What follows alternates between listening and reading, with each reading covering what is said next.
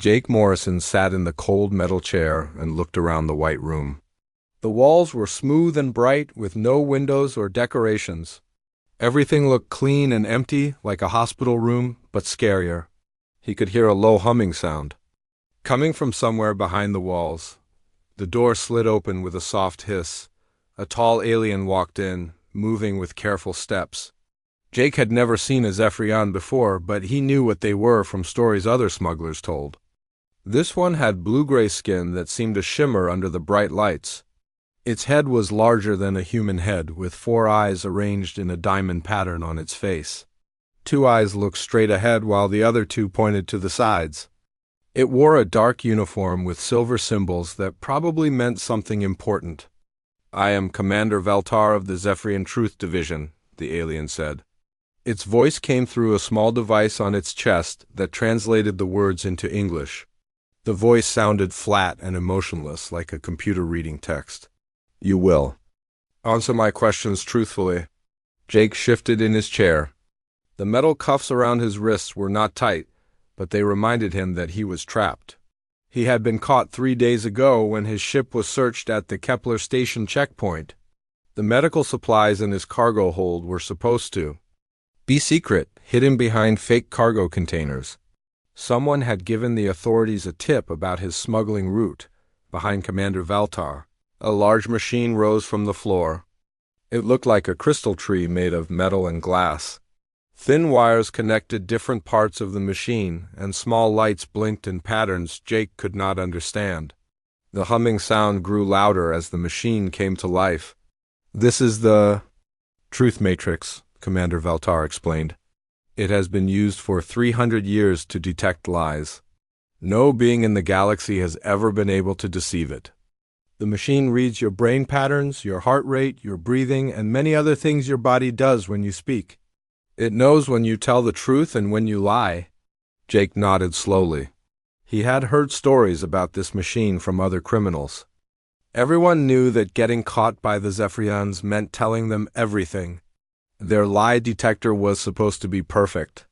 No one had ever beaten it, not even the smartest criminals or the most powerful psychics. The machine's lights grew brighter. Several thin beams of light came out from the crystal parts and pointed at Jake. He felt a strange tingling sensation on his skin, like tiny insects crawling on him. The lights scanned his body from head to toe, then focused on his face and chest. "The Truth Matrix is now calibrated to your biological patterns," Commander Veltar said. "We will begin with simple questions to establish baseline readings.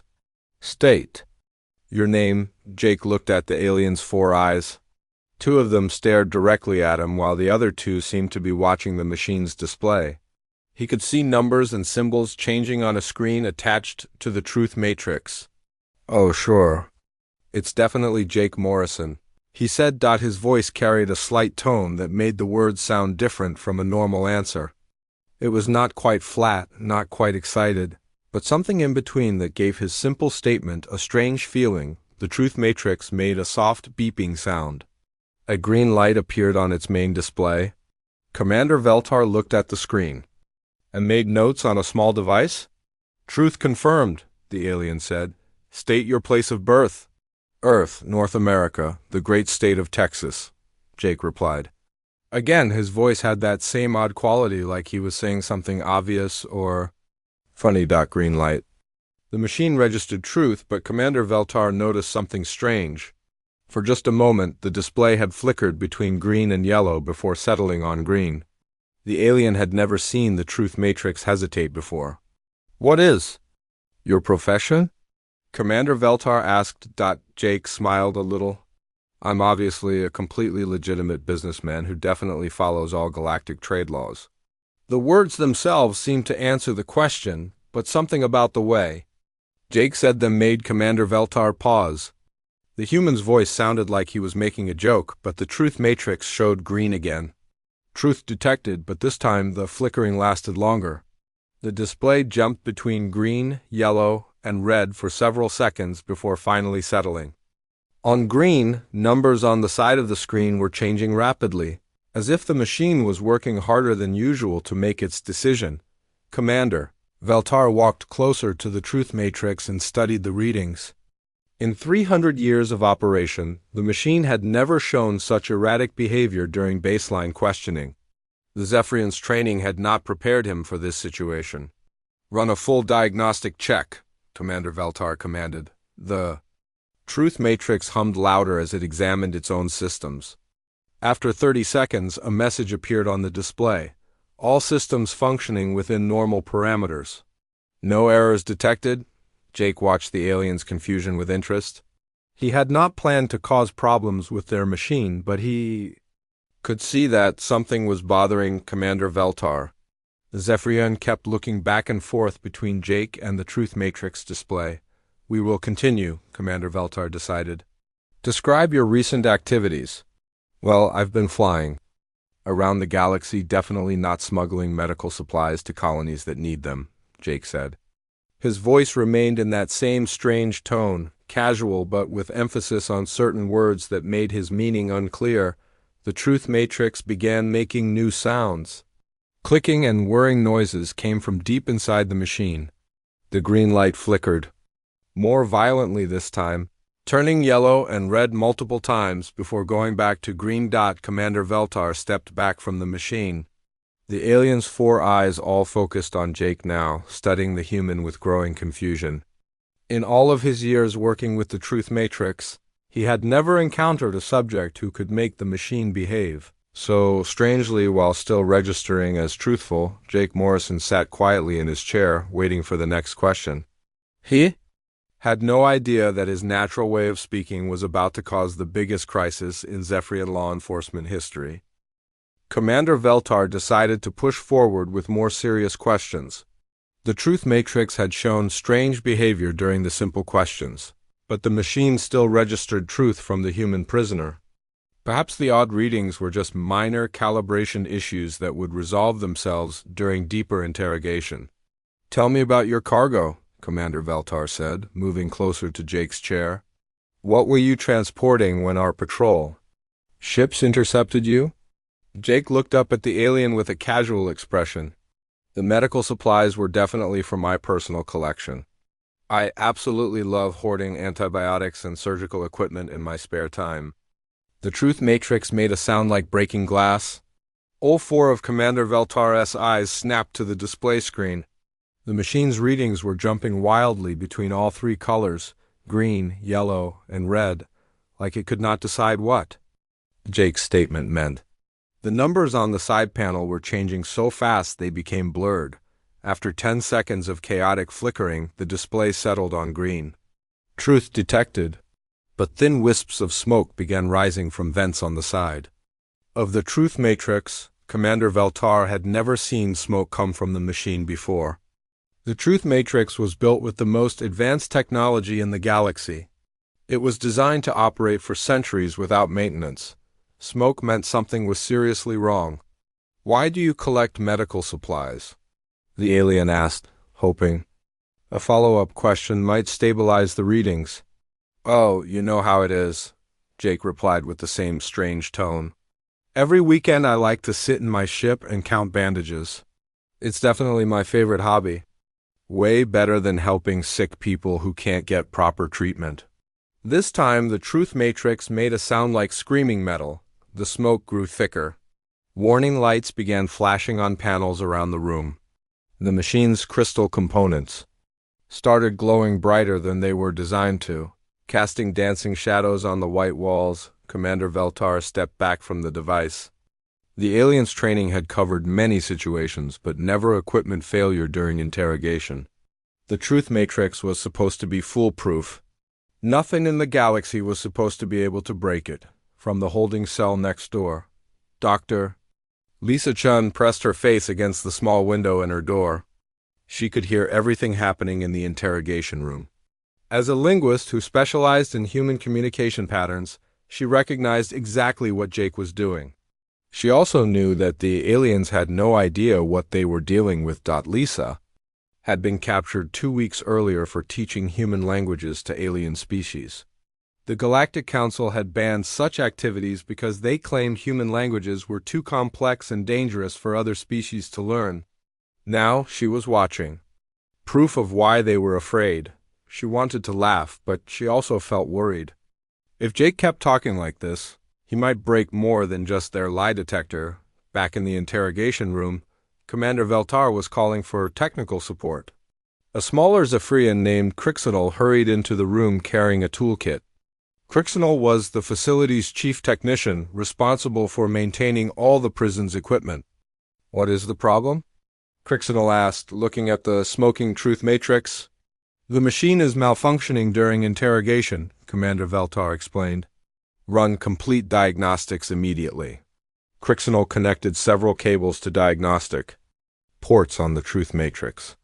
Numbers and graphs appeared on a portable screen. The technician studied the data with growing confusion. "All primary systems show perfect operation," Crixinal reported. "Quantum processors are functioning normally. Neural pattern analyzers are working correctly. Biological sensors are calibrated properly. According to these readings, nothing is wrong with the machine." "Then why is it smoking?" Commander Veltar demanded. Crixinal had no answer. The alien began taking apart access panels to look inside the truth matrix. Everything appeared normal, but the smoke continued rising from the cooling vents. Commander Veltar turned back to Jake. "We will continue the interrogation. Who are your contacts in the smuggling operation?" Jake rolled his eyes and spoke in an exaggerated tone. "Oh, I work completely alone. I'm just a simple, law-abiding citizen who definitely doesn't have a network of 12 operatives across 4 star systems." The truth matrix exploded into chaos. Lights flashed like lightning. The machine made sounds like a storm of metal and glass. Sparks began shooting from the crystal components. The smoke turned from thin wisps to thick black clouds that filled the room. Crixinal jumped back from the machine, dropping tools as sparks flew past. "The quantum processors are overloading," the technician shouted over the noise. "The logic circuits are trying to process contradictory information simultaneously." "What does that mean?" Commander Veltar asked. "The machine thinks the prisoner is telling the complete truth and lying completely at the same time," Crixinal explained. "It cannot reconcile these two states. The processors are stuck in an infinite loop, trying to solve an impossible problem." Jake watched the chaos with mild interest. He had not meant to break their fancy machine, but he was not particularly sorry about it either. If anything, their equipment failure might give him a chance to escape. The truth matrix began making a high-pitched whining sound that hurt everyone's ears. Warning alarms started going off throughout the facility. Emergency lights began flashing in the corridors outside the interrogation room. "Shut it down," Commander Veltar ordered. "I cannot," Crixinal replied, working frantically at the control panels. "The machine has locked itself into the diagnostic loop. It will not accept shutdown commands until it resolves the logical contradiction." "What logical contradiction?" Crixinal pointed at Jake.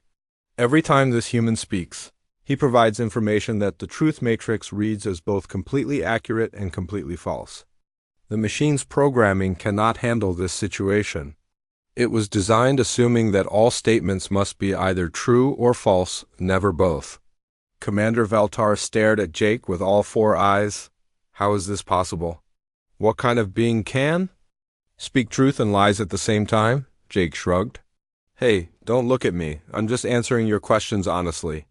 The truth matrix screamed louder, and more sparks filled the air. The truth matrix began shaking violently on its platform. The crystal components that had glowed softly before now blazed with dangerous light. Cracks appeared in the metal housing as the machine tried to process Jake's impossible statements. The whining sound grew so loud that both Zephyrians had to cover their hearing organs. Commander Veltar realized they needed help immediately. The alien activated a communication device on its wrist. "Control Center, this is Interrogation Room 7. We have a critical equipment malfunction. Send Chief Technical Officer Zekman immediately."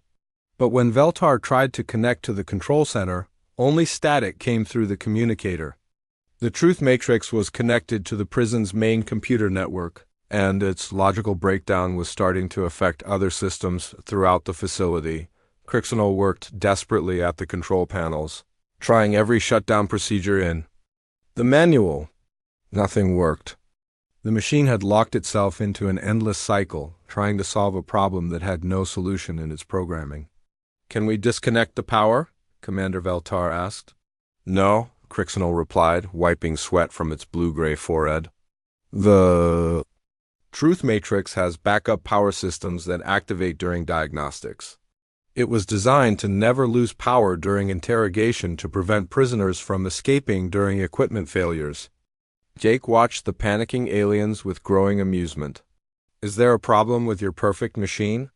he asked in that same sarcastic tone. The Truth Matrix responded to his voice by shooting a fountain of sparks toward the ceiling. One of the crystal components cracked completely in half. The machine's display screen flickered between dozens of error messages, all appearing and disappearing too fast to read. Suddenly, the lights in the interrogation room went out. Emergency power kicked in a few seconds later, bathing everything in red light. Through the walls, they could hear similar power fluctuations happening throughout the prison facility. In the hallway outside, other alarms began sounding. The facility's main computer system was trying to process the contradictory data from the Truth Matrix. Like the lie detector, the main computer was not designed to handle logical paradoxes. The confusion was spreading through every connected system. Dr. Lisa Shun felt her cell door click as its electronic lock malfunctioned. She pushed gently and the door slid open. Similar sounds came from other cells along the corridor as security systems failed one by one. Lisa stepped out of her cell and looked around. Other prisoners were also emerging from their rooms, looking confused about their sudden freedom. Most of them were aliens from various species who had been caught smuggling or violating trade laws. None of them understood what was happening. Lisa knew she had to reach Jake's interrogation room. As a linguist, she was probably the only person in the facility who could explain what was really going on.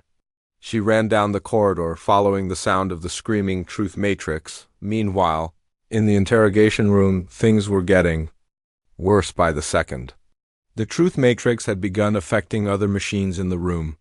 A second lie detector that was kept as backup started showing the same erratic readings, even though it was not even turned on. The computers that monitored life support were displaying error messages. Commander Veltar tried to contact security, but the communication systems were failing throughout the prison. The alien was trained for many situations, but never for complete technological breakdown during a routine interrogation. "What exactly are you?" Veltar demanded, staring at Jake with all four eyes. "Just a regular human being," Jake answered. "Definitely nothing special about me at all." The Truth Matrix made a sound like an explosion. More crystal components shattered. The platform holding the machine began to crack under the stress of the violent shaking. Crixinol backed away from the device. "The quantum processors are overheating," the technician shouted. "If they reach critical temperature, the explosion could destroy half the facility." At that moment, Lisa Shun burst through the interrogation room door. She looked around quickly, taking in the smoking Truth Matrix, the panicking Zephyrians, and Jake sitting calmly in his chair. "Stop asking him questions," Lisa shouted to Commander Veltar. "Who are you?" Veltar demanded. "How did you escape your cell?" "I'm Dr. Lisa Chun, linguistics specialist," she replied quickly. "Your security systems are failing because of what's happening to that machine. Every time Jake talks, he's creating a logical paradox that your computers cannot process." "That is impossible," Commander Veltar said. "The Truth Matrix is perfect. It cannot be deceived." "He's not deceiving it," Lisa explained. "He's speaking in a way that your machine was never designed to understand. Jake is using sarcasm." Both Zephyrians stared at her with blank expressions. The word meant nothing to them. The Truth Matrix chose that moment to produce its loudest scream yet. The remaining crystal components began glowing white-hot. Cracks spread across the floor as the machine's platform started to collapse. "We need to evacuate this room," Lisa said. "The machine is going to explode," but before anyone could move, Jake spoke again. "This is definitely the most relaxing interrogation I've ever experienced. You guys are absolutely brilliant at running a prison. The truth matrix responded with what sounded like the screech of dying metal. All the lights in the room exploded at once, showering everyone with broken glass. The machine's display screen went completely black for 3 seconds, then lit up with a single message that flashed over and over. Error, logic failure, cannot compute. Error, logic failure, cannot compute. In the darkness of the broken room, Lisa realized that Jake's sarcasm had not just broken one machine. It had created a cascade failure that was spreading through every computer system in the prison. The facility's artificial intelligence was trying to process the same logical contradiction that had destroyed the truth matrix throughout the prison. Cell doors were opening, life support systems were failing, and security barriers were shutting down. The perfect Zephyrian technology was collapsing because it had encountered something that should not exist, words that meant the opposite of what they said. The prison facility shook as more systems failed throughout the complex. In the darkness of the broken interrogation room, Lisa Shun grabbed Commander Veltar's arm and pulled the confused alien toward the door. Sparks continued flying from the destroyed truth matrix, and the smell of burning electronics filled the air. "We have to get out of here before that machine explodes completely," Lisa shouted over the noise. Jake stood up from his chair. The metal cuffs around his wrists had automatically unlocked when the security system failed. He stretched his arms and looked around at the chaos he had accidentally created. "Well, this is definitely going according to plan," he said with a grin. Even in the emergency lighting, Lisa could see Commander Veltar flinch at Jake's sarcastic tone. The alien was beginning to understand that something about the human's way of speaking was causing all the problems. They rushed out of the interrogation room and into the corridor. The hallway was filled with confused prisoners who had escaped from their cells. Emergency lights flashed red and white, casting strange shadows on the walls. Warning sirens wailed from speakers throughout the facility. Crixenol, the technician, followed behind them, carrying an emergency toolkit. "The main computer system is failing," the alien reported. "The logical paradox from the truth matrix has infected every connected system. Life support, gravity generators, communication arrays, everything is affected." As if to prove the point, the artificial gravity flickered off for several seconds. Everyone floated briefly in the air before gravity returned and dropped them back to the floor. Lisa landed hard and felt her knee twist, but she kept moving. "How do we stop it?" Commander Veltar asked. "First, you need to understand what sarcasm is," Lisa explained as they walked quickly down the corridor. "In human communication, we sometimes say the exact opposite of what we mean to express emotions like humor, frustration, or criticism. When Jake says something is definitely great, he might actually mean it's terrible." Commander Veltar's 4 eyes blinked in sequence, which Lisa had learned was a sign of deep confusion in Zephyrians. Why would any species develop such an illogical form of communication? "It's not illogical to humans," Lisa replied. "Sarcasm requires understanding context, emotion, and social situations. It shows intelligence and creativity. But your truth matrix was programmed to see all statements as either completely true or completely false. It cannot understand that." Jake's words have 2 layers of meaning. They reached the main corridor of the prison. Other Zephyrian guards were running back and forth trying to manage the crisis. Most of the facility's prisoners were now free and wandering around, but they seemed more confused than dangerous. Nobody understood what was happening or why all the technology was failing. Chief Technical Officer Zekman appeared at the end of the hallway, surrounded by emergency repair crews. The large alien's uniform was covered in smoke stains, and its 4 eyes showed signs of stress. "Commander Veltar," Zekman called out, "what caused the truth matrix failure?" "Our entire computer network is compromised." Before Veltar could answer, Jake spoke up. "Oh, I'm sure it's definitely not my fault at all. I was just sitting there being a perfect cooperative prisoner." Every electronic device within hearing range of Jake's voice began malfunctioning. Portable computers sparked and went dead. Communication devices made harsh static sounds. Even the emergency lighting flickered when he spoke. Zekman stared at Jake in horror. Make the human stop talking immediately. That's the problem, Lisa said. Every time Jake speaks in his normal way, he creates the same logical paradox that destroyed your truth matrix. His sarcasm is like a virus that spreads to any computer system that tries to analyze his words. The artificial gravity failed again, this time for longer. They all floated in the air for nearly a minute before the system managed to restart itself. In the distance, they could hear the sounds of more equipment breaking down. "This is a disaster," Zekman said. "Our facility houses over 3,000 prisoners. If life support fails completely, they could all die. We need to evacuate the entire complex." "Evacuation systems are also computer-controlled," Crixenel pointed out. "If the main network keeps failing, we cannot launch the emergency shuttles." Lisa looked around at the panicking aliens and made a decision. "I can help you fix this, but I need something in return." "You are in no position to make demands," Commander Veltar said. "Actually, I think I am," Lisa replied calmly. "Right now, I'm the only person here who understands what's happening to your computers. Jake's sarcasm is going to keep spreading through your systems until everything breaks down completely. Without my help, this facility will become a floating tomb." To emphasize her point, the lights went out completely for several seconds.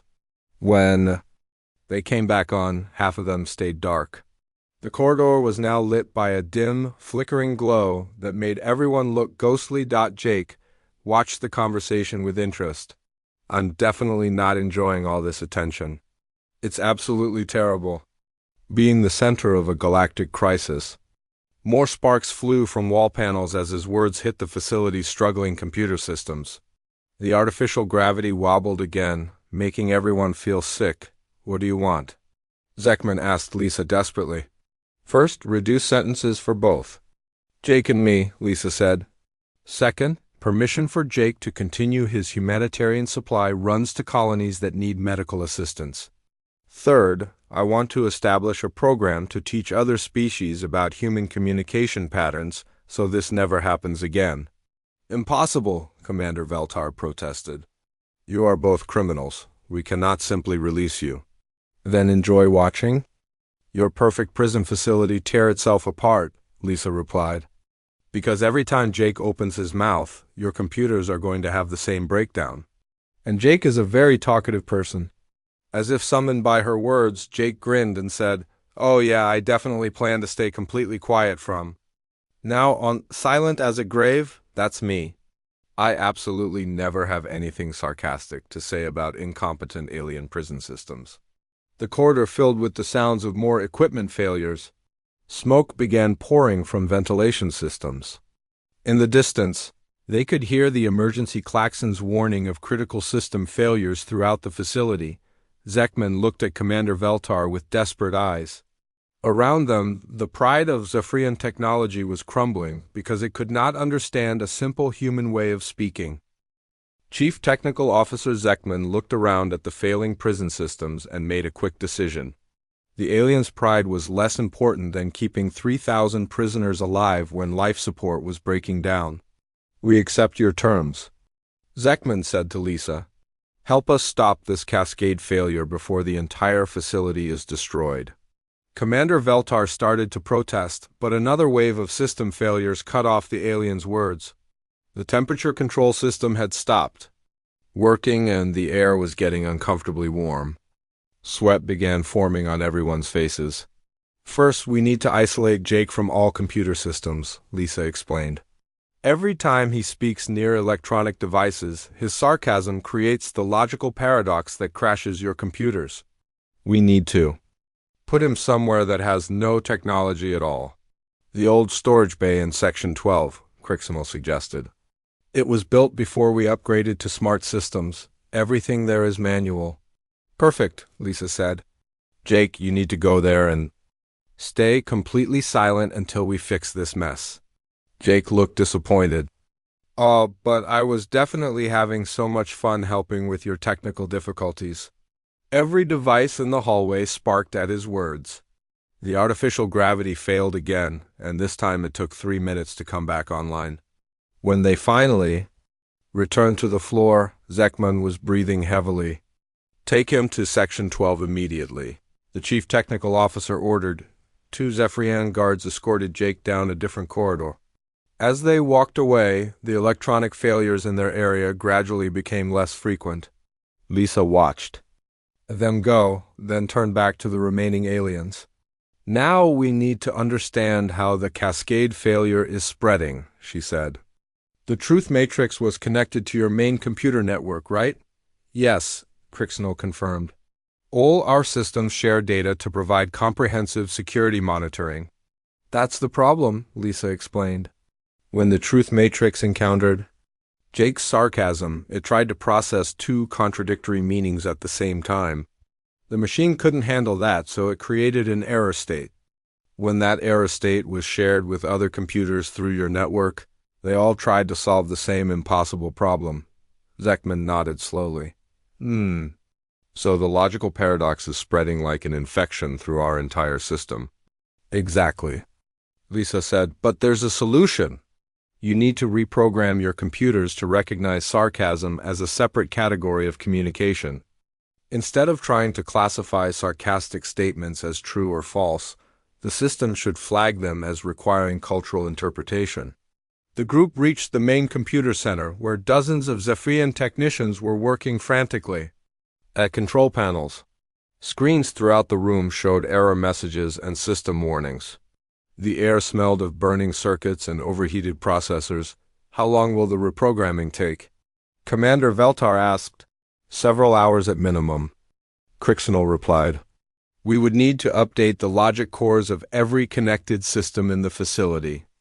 We don't have several hours, Zekman pointed out. Life support is already operating at 60% capacity. If it drops below 40%, we will have to begin emergency evacuation procedures.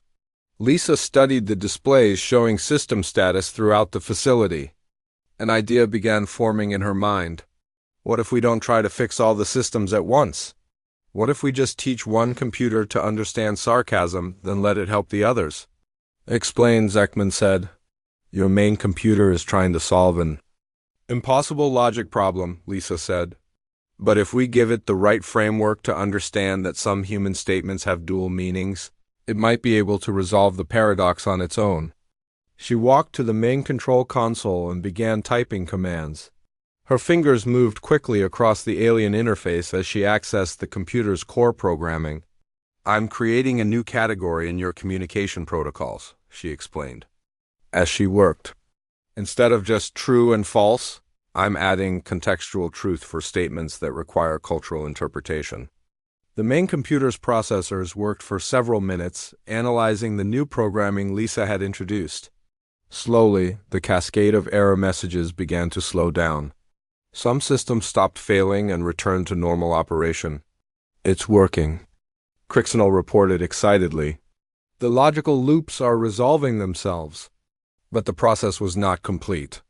Many systems throughout the facility were still trapped in the paradox state, unable to escape the logical contradiction that Jake's sarcasm had created.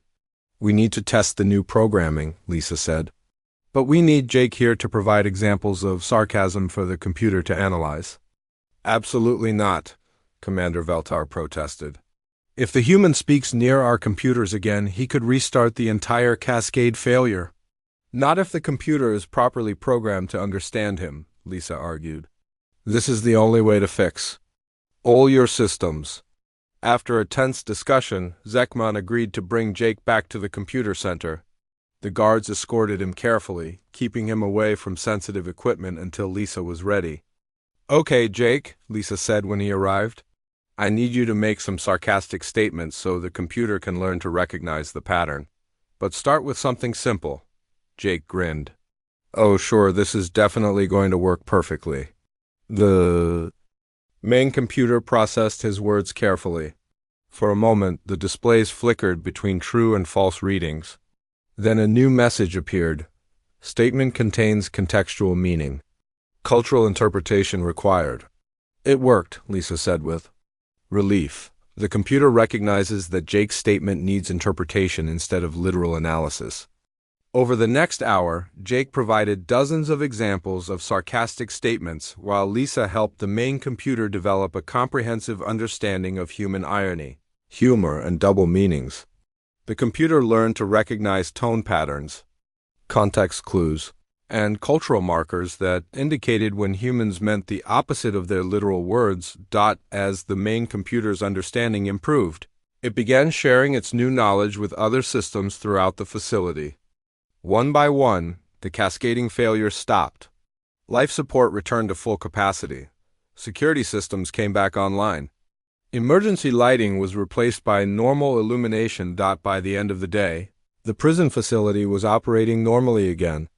The truth matrix had been permanently deactivated, replaced by a new system that included human linguistic consultants to help interpret complex communication patterns. Jake and Lisa were released with reduced sentences and permission to continue their humanitarian work.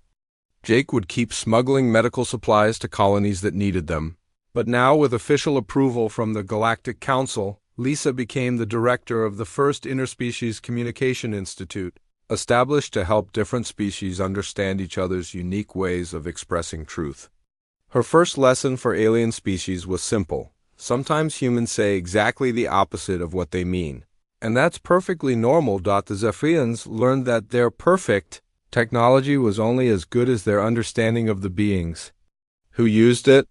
True communication between species required more than just machines that could detect lies.